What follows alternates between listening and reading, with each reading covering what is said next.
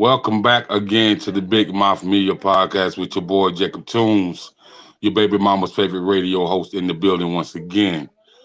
And today I have a new representative on the MRC, the microphone, microphone checker, you know. So we gonna definitely let him introduce himself to the audience so you can get familiar with him. Then we'll get on with his journey, his story.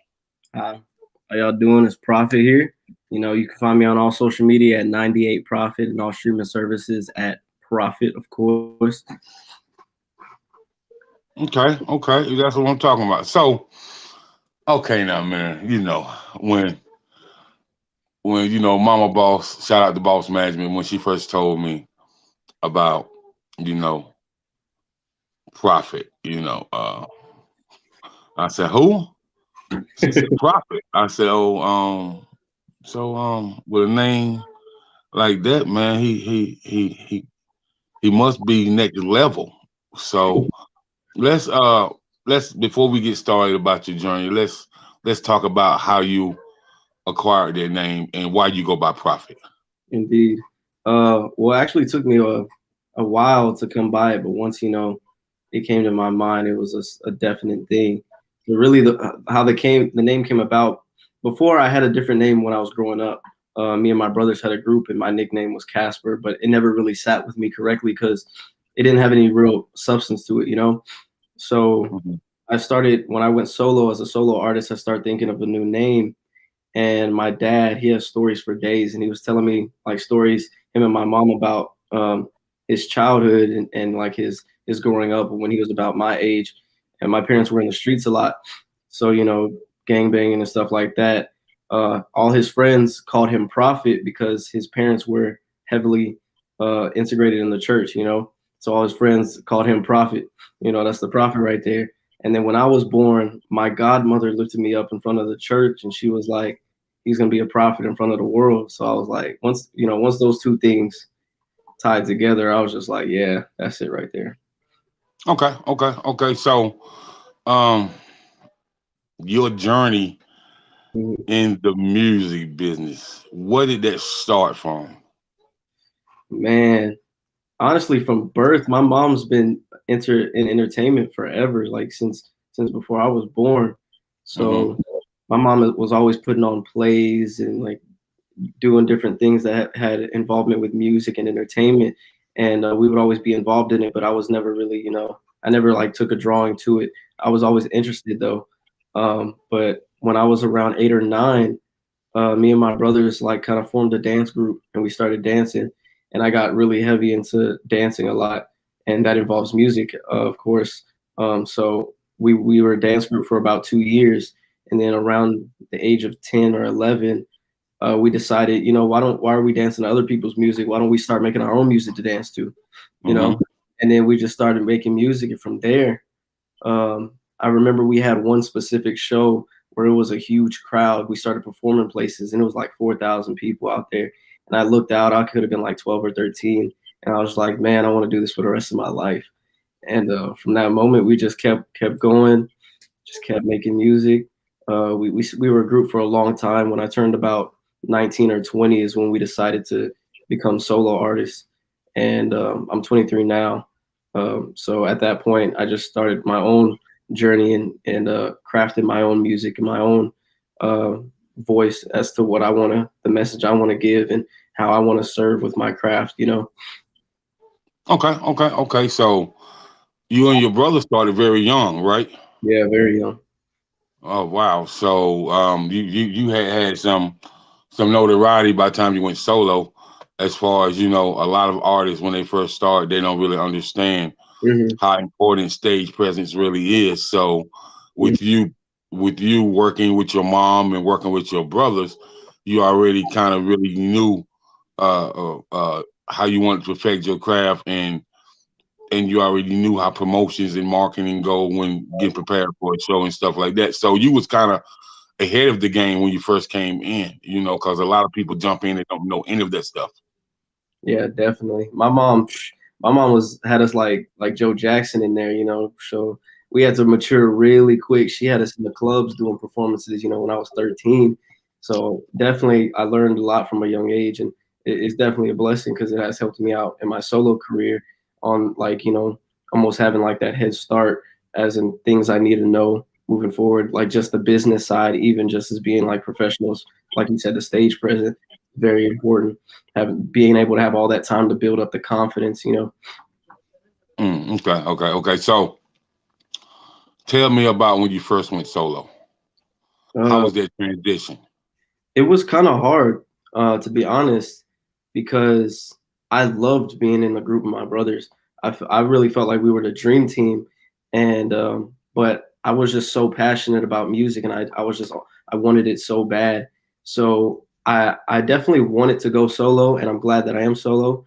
But when I first made the transition to go solo, it was kind of like it was a shock when I started making my own music because usually it'd be like one of us is on the hook, I do, and then one of us does a verse, the other ones have the rest of the verses. And now I'm in the studio making songs, and it's like I have to do everything. I gotta make the hook, I gotta do all 2 or 3 verses, and then when I perform, it's no passing it off. It's no, it's your time to shine. I'm just hype man. I gotta do the whole thing, by myself. So that transition was a little hard for me. Just making it where I'm just like, it's not a 3-man show, it's a 1-man show now. So it was definitely a transition, but having that time with my family, and of course, it was no malice whenever me and my brother split up. We did it mutually, so we definitely helped each other out in our own solo careers. So it was still like I had them to support me. Right. The transition was pretty difficult for you. So Mhm. was it as difficult for your brothers as well? Um, I don't know. We haven't really talked about how it was difficult for them. I mean, as you know, Frost the Kid, he's going crazy. He's working like Yeah. He got that pressure. Yeah. So he working like a like you think of pressure. So, yeah, he definitely do his thing. And so I had the, pleasure of doing a phone interview with both of you guys, man. And shout out to Frost and shout out to Nails as well. Your yeah, both your amazing. supporting team, you know what I mean? Shout out to both of them, man. And so I had the pleasure of just really sitting down, kicking it with y'all and learning about who you were, man. And it's very interesting, man. Thank you, man. It's it's an interesting a fact that both of you guys are passionate about music, but both of you and your brother are passionate about the community as well.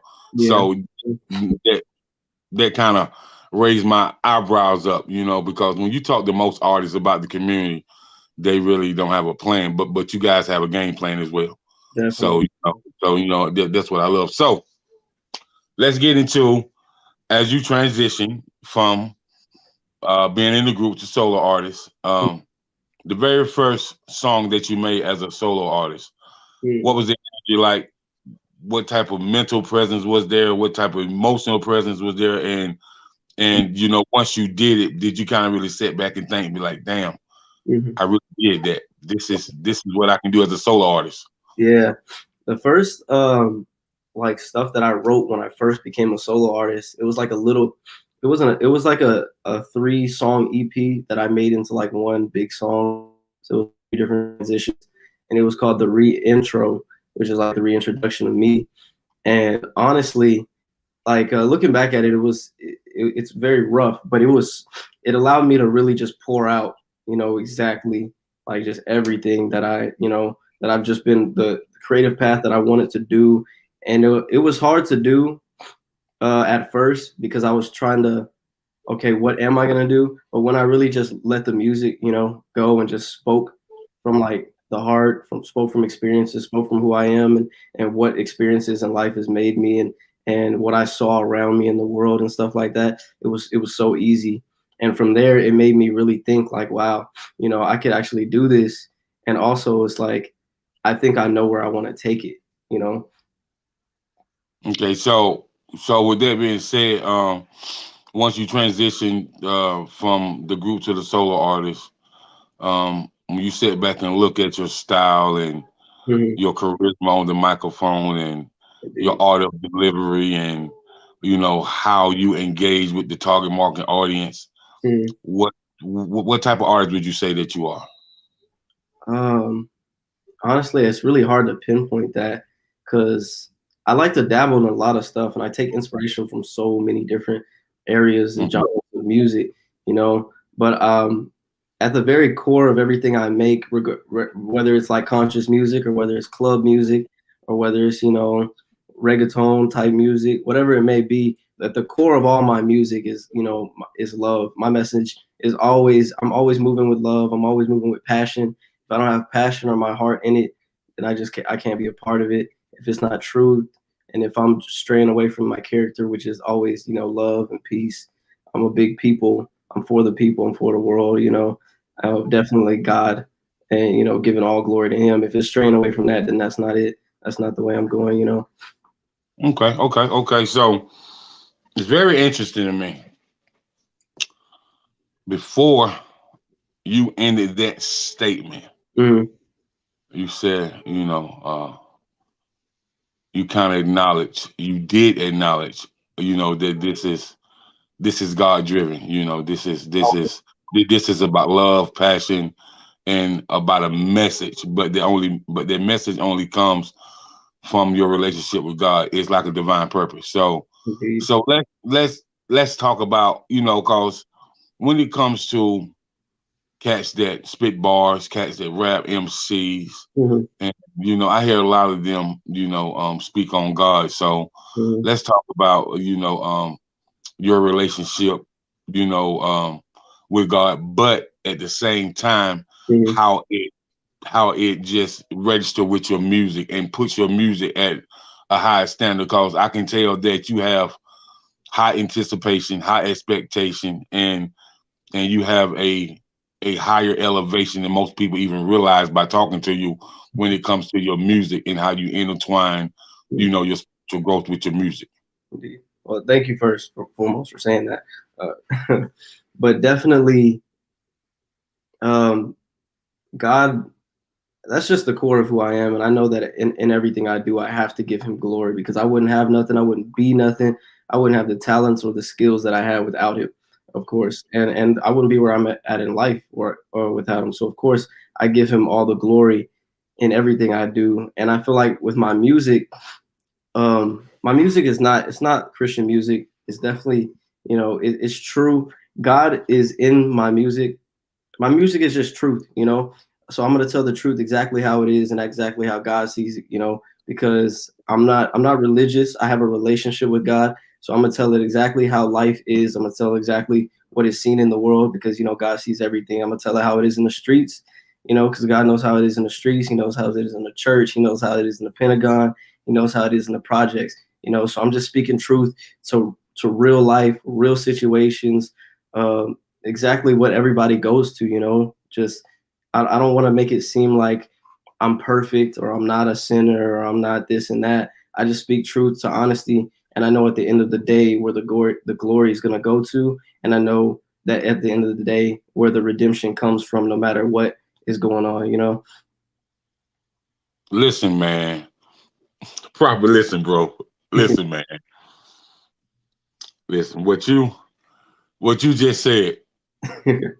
Listen, man. I don't know how many interviews you did in your lifetime, but I can tell you this right here, bro. Uh, but you definitely made for it, cause how you articulate your speech Thank and you. break it down in layman terms so the audience can understand and they can register with what you're saying is phenomenal. I So appreciate that for real. with that being said, you're welcome. So what with that being said, where do you get your inspiration from when, like, okay, say your producer send you a beat, Hmm. and how does the vibe come on for you to sit down and write? Because in order to be a good artist, you got to have that penmanship. You know what I mean? That pen is everything when it comes to orchestrating a song and kind of putting a song together. So you Mm, may, because every song is not for every market, but some songs register with people in a different type of light. definitely. So you can make a song and you may not realize that you made this song, but it's gonna touch somebody, Mm, because they mm. really might be going through that at their very moment. So what gives you your inspiration when you're writing and putting a song together? I glean inspiration from like I'm not even kidding, every single thing in existence I glean my inspiration from. Of course, at the core, whenever I am like composing the song and putting it together, I want to make sure that it's true to me. But as far as inspiration, like some of my biggest artist inspiration would be like when we first started coming up, Lil Wayne was like my favorite rapper in the world. And then, of course, I started going back.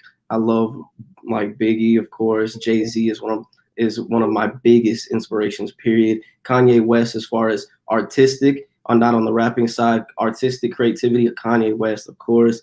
Drake, of course, but then you got like Sade, which is like my favorite artist on the planet, like ever, because jazz music is my favorite genre, even though I make rap music.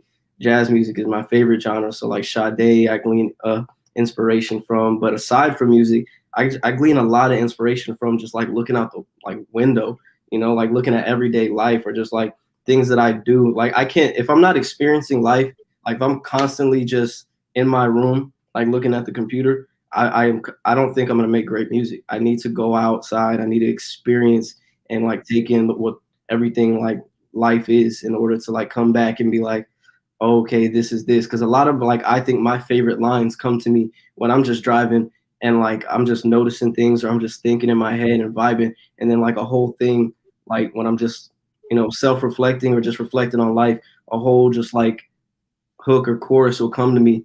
And so yeah, but like if my producer sends me a beat, I really just feel like what it's saying, like what it feels like what would this make me feel like? Does it feel like I'm in a club? Does it feel like it's gonna make me like sit in my room and make me really want to think about life or cry or sing or dance? And then I'll go from there. But usually a lot of my music is made where I'm just writing. I go in the studio with my producer or one of my main producers, and we go over the lyrics or the hooks and stuff that I've written, and we start building from scratch. Okay. So with that being said, man, Sorry, when I'll be rambling. when you when you're building from scratch, and sometimes do you just really be amazed on with what you come up with, and do you really contemplate on, man, how you came up with it, and how well do you draw your concepts as far as just from just like say you just come up with the first 8 bars. Mm-hmm. How well is the concept drawn for them 8 bars to allow you to let you know how you what direction you're going to take throughout the whole song? Yeah. Sometimes, man, sometimes it's like I don't even feel like it's definitely it's definitely God that dropped the whole like hook in me sometimes. Because sometimes it's just the whole thing would be written out right there in front of me, like right in my head. It's like, oh, I Mm-hmm. got the whole thing. And then other times it's a little harder where you gotta pry yourself, you gotta reflect and be like, okay, where do I really want to take this? And you gotta write it word by word by word. But once you get the first like 4 bars 8 bars down that really hits with the song, that and the beat are moving together very well, that just Mm-hmm. sets the course for the whole song. It's real easy from there. But sometimes we can write. I know one of my songs, Jungle Fever, we did that song, which is like a reggaeton song. We finished that song and like the beat was done in 15 minutes. The rest of the song was written in 30, and we recorded and it was finished that in like an hour. A whole song was done. Other songs, I have songs out that took me like 2 years because I started writing it. We worked on the beat, and then from there, I just got stuck. I come back to it a little bit, and my whole thing is I'm not gonna force it out. If it doesn't feel natural, and I'm just like writing just to be right, then I put it to the next thing and come back to it when it's right. You know what I mean? So sometimes it's a give and take. Sometimes it'll be right there, and sometimes it'll take years. Okay. So with with that being said, when it comes to you submitting um your songs to your send it back to the producer or send it to your management team or send it to your A&R, Mm. what's the constant feedback that you get from your team as far as like 'cause sometimes the artist can see something different that the team can't see, or the team will see something different that the artist can't see. So what are those vibes like? When you guys having that business conversation, Well, about your music, about the marketing, and about how you're going to brand that particular song in different markets? Mhm. I feel for the most part, everyone on the team is on the same page. We all want the same goal. We're all striving for greatness. We're all striving for excellence.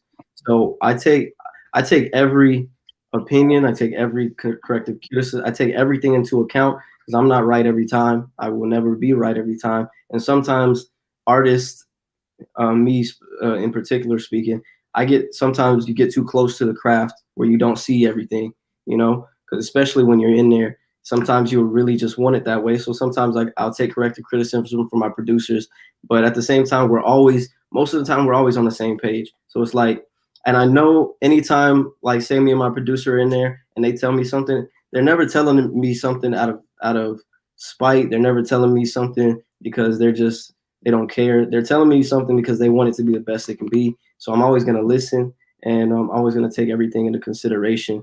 But for the most part, us and the team, management, and sending everything in is on the same page. Sometimes there is, times where it's, as an artist, you never want to compromise the vision for anything.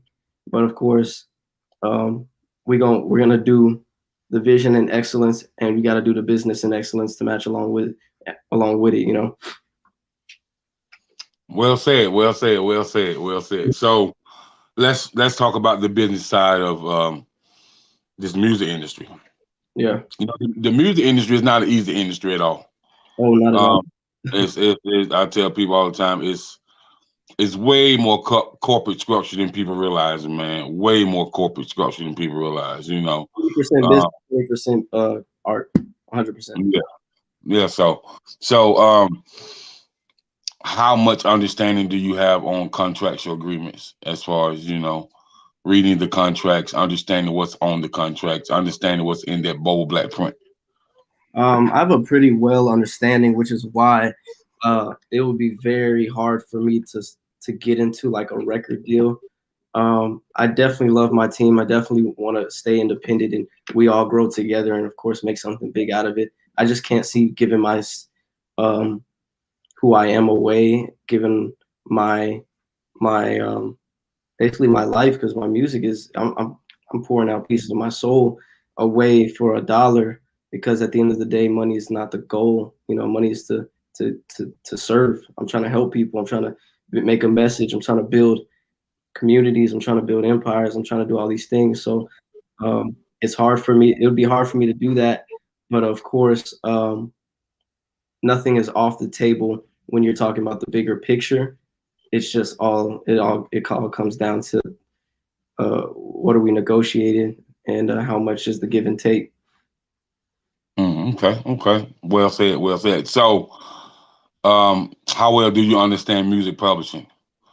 As far as your royalties, as far as your music licensing and things of that nature. So, because it's a lot of ways that artists can receive royalties, Lots of it.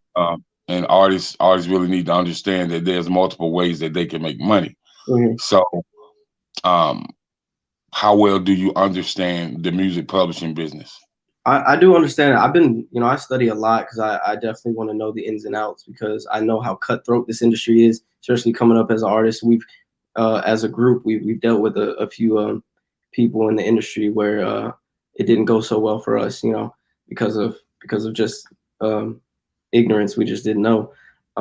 So I definitely don't do a lot of study, and I study ins and outs. And I feel like a lot of artists need to know about how their money's made, how much the stream costs, like for Apple Music and Spotify. Like, Apple Music is like 0.007 of a cent, and Spotify is 0.010, 0.11. Title pays out the most. I feel like they need to know all these streaming counts, so whenever they look at their royalty checks and stuff, they're not getting played over. And then on the other side, you got to make sure your music is registered with either like ASCAP or BMI or something like that. That way you can make sure you're getting the radio stream royalties as well. And I feel like there's so many ways, even though it's a big discussion right now on how much the stream costs, because when streaming came out, people's revenue cut like by a third, or like right in half, because everybody was so used to buying CDs or paying that $1. But now streaming's like, oh, somebody listened to my song, it's only a fraction of a cent. I'm like, wait a minute. So there's a big debate on trying to get those numbers raised for the artists, which it should be.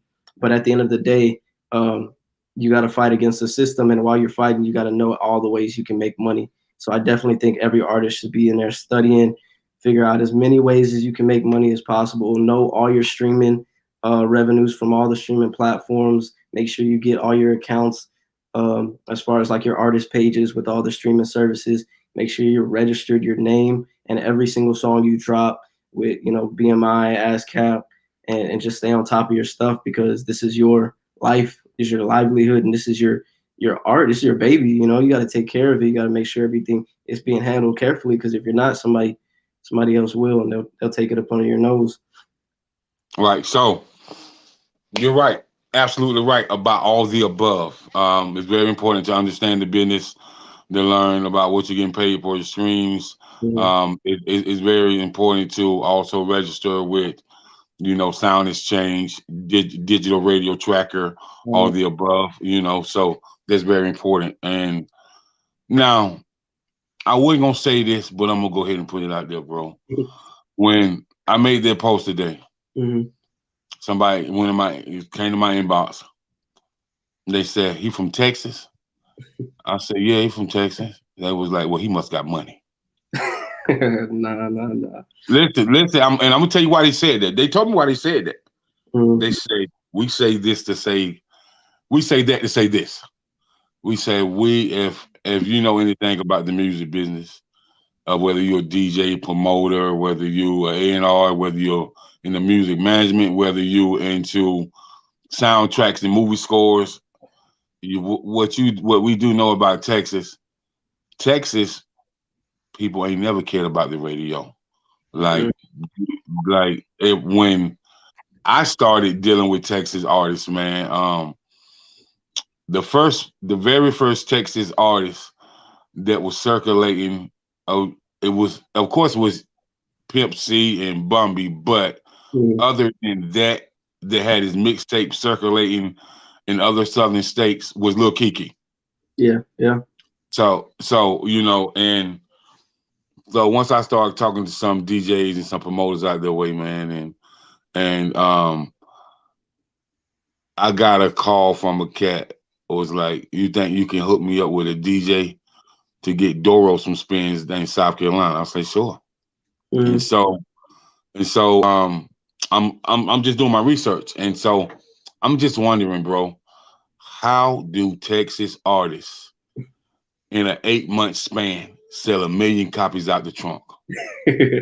Man, it's that Southern hospitality, to be honest with you.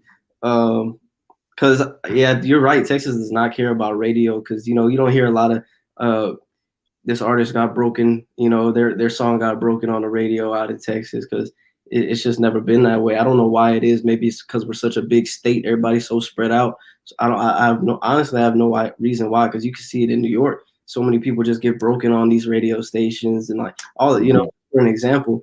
But man, it's a give and take thing too, because a lot of artists feel the need to leave Texas in order to make it in the industry, but at the same time, we're very supportive, as in the fact that if you see somebody out there hustling and grinding, Mm-hmm. I'm supported no matter what. Like I see Right.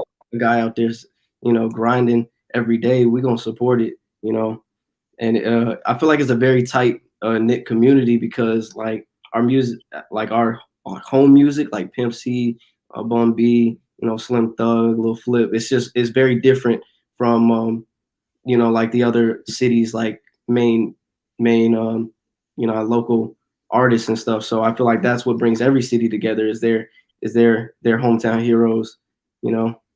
Right. And so a lot of people be like, they was like, man, you seen Jay Prince interview? I was like, yeah. I was like, but they was like, you ain't impressed? I said, well, I mean, if you know anything about him, I said, I've been following Jay Prince for more than 20 years, bro. Like I knew about Jay Prince, uh way back when, not just him as a a label owner, but what people don't know is Jay Prince used to be in the banking industry. He was a banker first. Mm-hmm. So Jay Prince always know how to manage and handle money. Yeah. He always knew how to flip money. He Mm-hmm. understands the currency of the dollar. And Yeah. so when he's seen how he can make money in this industry and how he can put on his own shows and how he can sign artists and how he can make sure artists eat, you know what I mean? So I tell people all the time, Jay Prince is probably the GOAT in the music industry, bro. No, for sure. When I it mean, it's when hard. it comes to people that's black and brown, he is the GOAT. Like what people don't know that Jay Prince is the guy that taught Master P 90% of the shit that he know. And Master P states that as far as the music business, Mm-hmm. Jay Jay Prince taught him a lot. Yeah. And so, when people be like, man, what we ain't heard enough from Paul Wall and Slim Thug or Chameleon now or Mike Jones, I say, man, you probably won't because we on this side, but they still putting out records in Texas and they still, selling them out the trunk Yeah. and still making 400, 500, $600,000 out the trunk, $1 million out the trunk, like Crazy. Texas State, man. So, and what people don't know about Texas artists, man, Texas artists are very smart, man. They invest their money very well, man.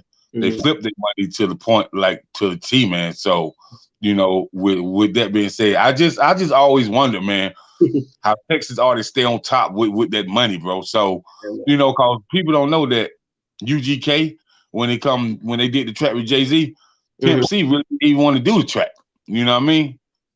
Yeah. Pimp C ain't even want to do the track, man, because you Wow. can't tell Pimp C how to ball, bro. You know what I mean? So, he downright Texas boy. So, but yeah, I just wonder, man, cause when people hear about Texas artists, man, that's the first thing they say, Jay, he must got some money, bro. Cause the Texas boys get it. For real, Yeah. for real. Yeah. Jay So Prince is definitely, you know, he's like an icon in the city for real. I mean, that we know about Jay. I mean Drake. I mean, one of the biggest artists on the planet would be nothing without Jay Prince. You know, right, Drake. Right, right. which is crazy. You know, so definitely salute and pay homage to Jay Prince. You know, he puts a lot Right, of right. he gives a lot of knowledge out here. So um, so as the flyer went up today, and the chick gonna say something to me too. So I'm gonna just let you know. Mhm. That was like, are you sure he's just an artist? Do he model? Is he an actor as well? I was like, well, we're talking about his music, but I can really bring that to the forefront during Mhm. the interview. Mhm. So, are you into the modeling and the acting as well, or I'm definitely interested. 100%. I wanna branch out. You know, especially as long as my career goes, I never want to be a man of one skill.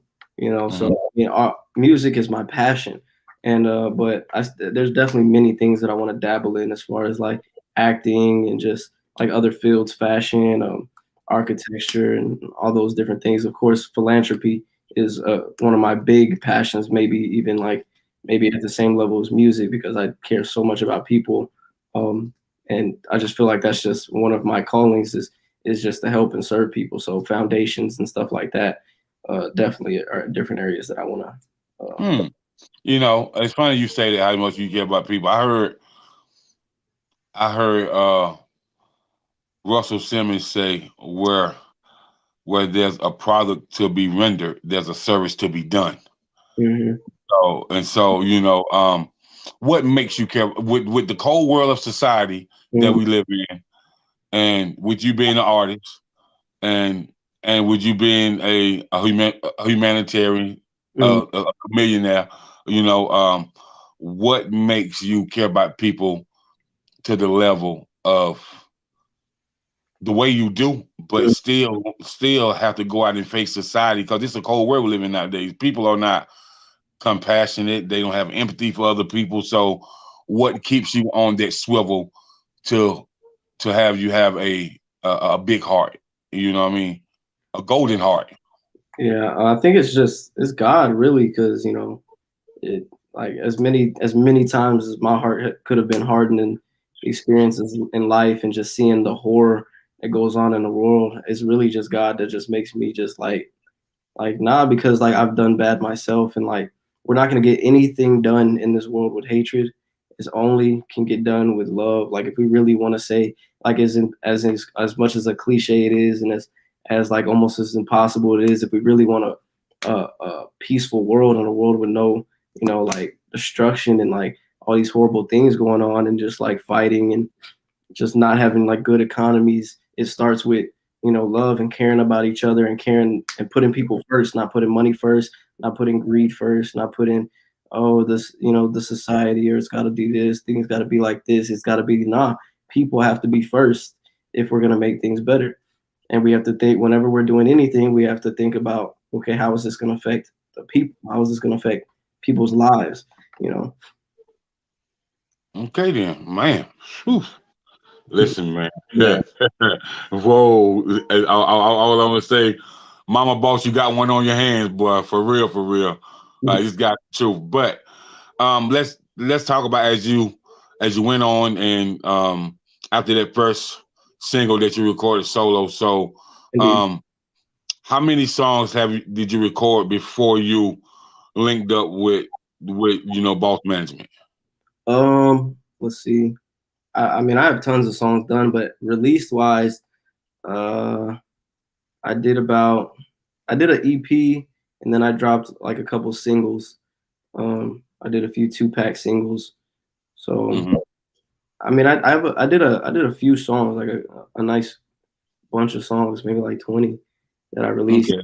including the two. I had two different EPs and then like a few singles that I released. And then Boss Management came in and helped me out a lot, definitely to get this most recent single out, which is Audemars, and definitely on board, and they're definitely helping me like So crazy. so did those singles those two EPs and the singles that you released, did that help Boss Management find you? Like, did they hear about you in the streets, or how was that deal orchestrated?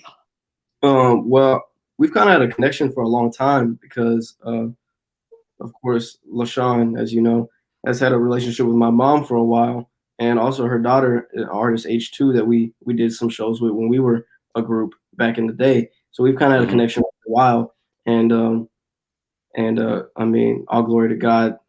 When I became a solo artist, LaShawn heard my music and she liked it and she wanted to help manage me, which is a great thing. It's a blessing that she actually she saw a vision in me and she saw the skill in me and the passion in me, and she was like, look, I want to manage you, because after my mom stopped being our manager, I didn't have a manager. It was just we were just doing this. Me and my team, my producers, were just doing this all by ourselves. Which as you know, it could be a very hard thing to do, being an artist and doing the business side at the same time.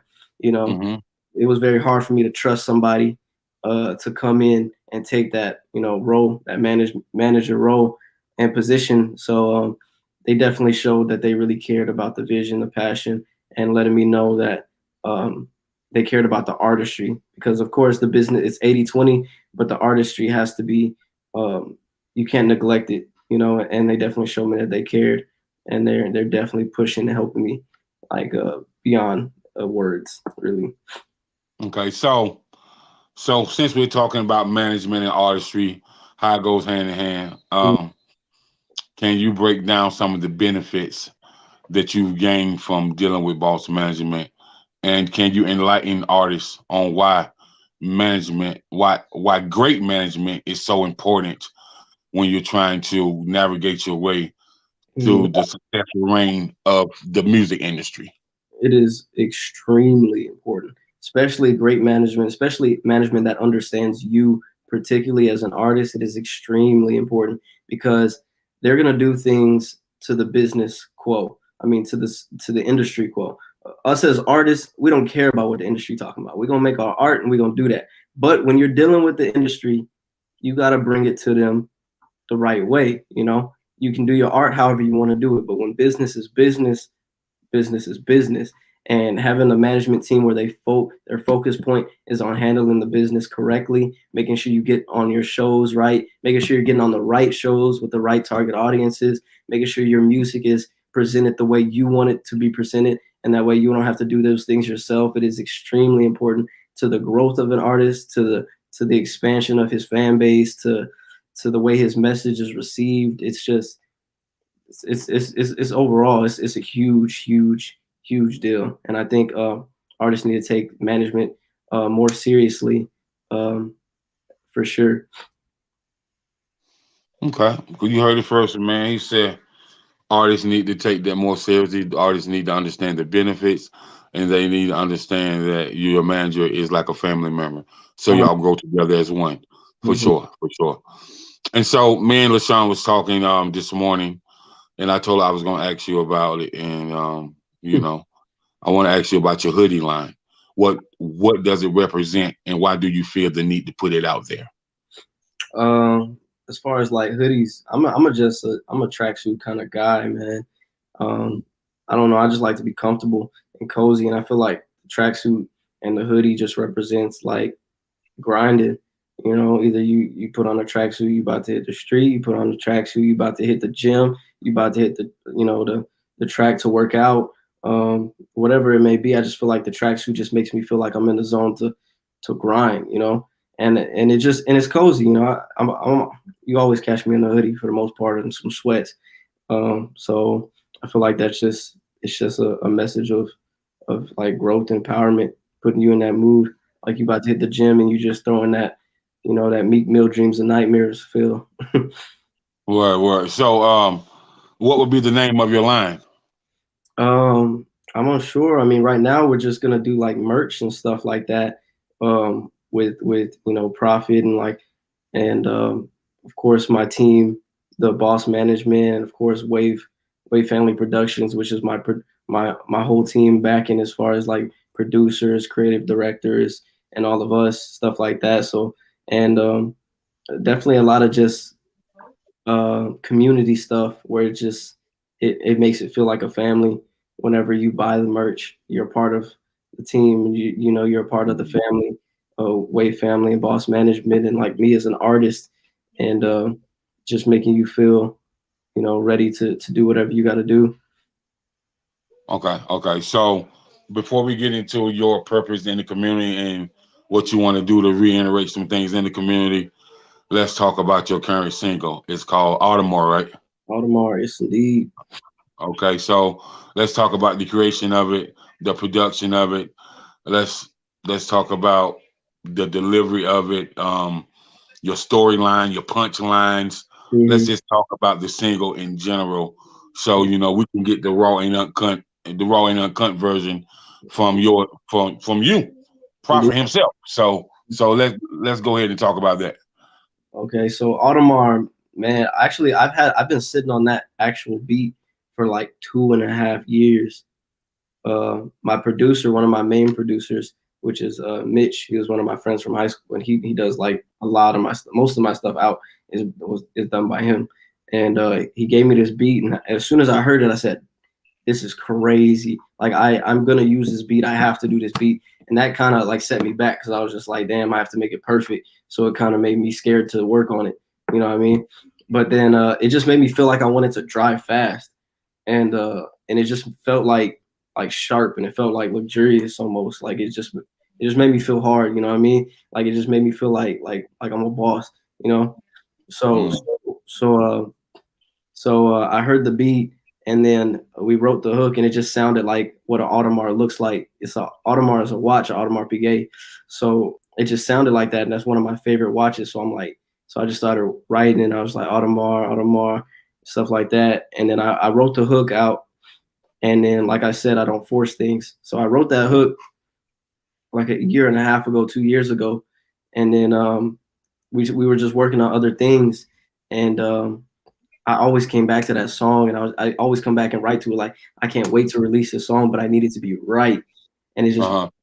um, I connected with Boss Management, and we were discussing how we need a single, and I was like, this is the time. Like I need to put this song out. It's been weighing me down because I love this song so much, And then I was like, we got in there and we just started writing, and that's when we just started working on the beat and working on the verse and getting those things connected together. And it's just, if you win the game, gotta play the game. That's that whole hoodie feel, that whole, get ready. If you win the game, gotta play the game. God gave me the vision and he told me make it plain.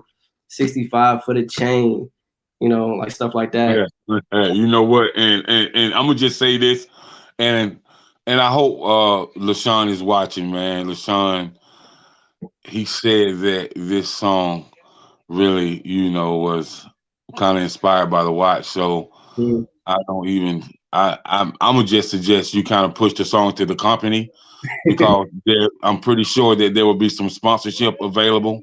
Yeah, that'd be cool. So I'm pretty sure that you would love to be sponsored by them. You know what I mean?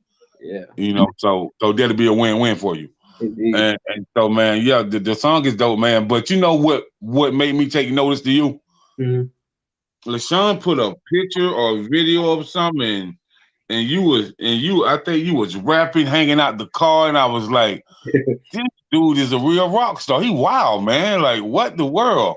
And I was like, but he going in. So, I said, man, who is that guy? She was like, oh, that's Prophet. I was like, wow.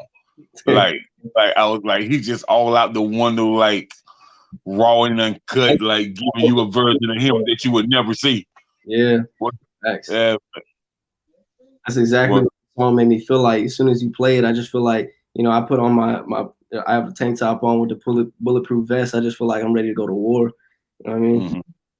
Word. So that was dope, though, man. That was dope. So, Mhm. and I think the energy, and just how you portray it, man, it's gonna reel a lot of different people in from a lot of different artists from all over the world, man, and all over the nation. So that's really a good thing. So now, I know, man, we had the phone interview and whatnot, man, and we did discuss about you giving back and about how you see the community, the things you want to do for the community. So Mhm. can you talk a little bit about that, what that vision is for you helping the community and how you want to change the narrative the Yeah. way people view the community, and you want to restructure and rebrand it in a certain type of way, that is really strategic and that it can really help the youth. You know what I mean? Yeah, definitely. I feel like that's something that's very, very close to my heart. It's something I've had on my mind for a long time. There's the foundation. Is the name is the Fisherman Foundation, that I want to build. Of course, it's in the beginning stages now, but I definitely just want to. The reason it's called the Fisherman Foundation is because the saying, give a man a fish, you feed him for a day. Teach him how to fish, you feed him for life. So basically, like, part of the main thing, part of the foundation. The foundation is to not make a traditional charity, but to be able to go into these like low income communities and like forgotten about communities, and how the government does a lot of the black communities, and just neglects them as far as knowledge, as far as finances, as far as resources, and go into all these communities around the world, like not just any community, because I don't want to discriminate towards anything around the world, and building up these areas where we're funding things, we're allowing people to have areas where they can learn specific skills, and hone in on their passions and be able to make revenue for themselves. Being able to Mhm. build like jobs in these communities, and resources, and just really just build up the communities in around the world without having it have to be like some charity or some sort of like a tax write-off or something, but making it about the people really. Okay. That's dope. That's dope, man. So, is it anything within that you would like to do for senior citizens as well as along with the youth? 100%, 100%. I think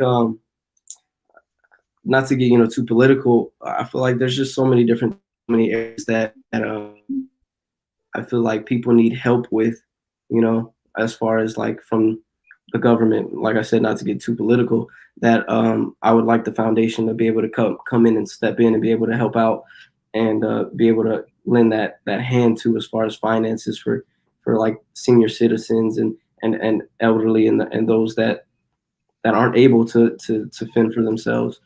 That's like I said, a lot of my inspiration comes from the Bible. So um, and a lot in the Bible and the Word says, help those that can't help themselves, and that's definitely a big part as far as like the senior citizens and those that just need that extra assistance, especially for like if the senior citizens are the ones that are older in the family or the ones that were taking care of the rest of the family, you know. Right. Okay. Okay. Definitely, man. Definitely, man. The Fisherman Foundation. So stay tuned, man. Stay tuned. He's working on it. It's gonna be up and running soon, and we definitely gonna grow together as one. So Prophet, man. I just want to know, man. Are there any up and coming dates that you're gonna be performing? Any show dates? Mhm. What you have coming up as far as people can lay their eyes on Prophet and they can see you in action. Indeed. Well, I'm always working on music. Always, always. Uh, I am planning my music video for Audemars right now. We're getting ready to get that shot and wrapped up, and we're looking for a January, mid-January release party, as well as some performances and guest artists for that. And next year is flooded with performances. And I'm eager to drop new music, man. I'm always so just stay on my social medias. 98 Profit on all social media, and of course, the streaming is Profit. Just stay on that, and we're gonna be dropping. We're gonna be dropping, and we're gonna be out here. Okay, so for those artists and songwriters that's interested in you and wants to do an official collab with Prophet, Mhm. are you accepting those or how is that going? I'm definitely down to collab with people if they if people want to verse. I'm all about music, man. I'm all about creativity, and just know that if we're gonna do it, I want it to be from the heart. The way I like to make music is just, we're gonna get in there and we're gonna create something together. I like to make genuine connections with the people I make music with, but I'm definitely open for anything, and I'm always down to create. Oh, you heard that? He said he's down.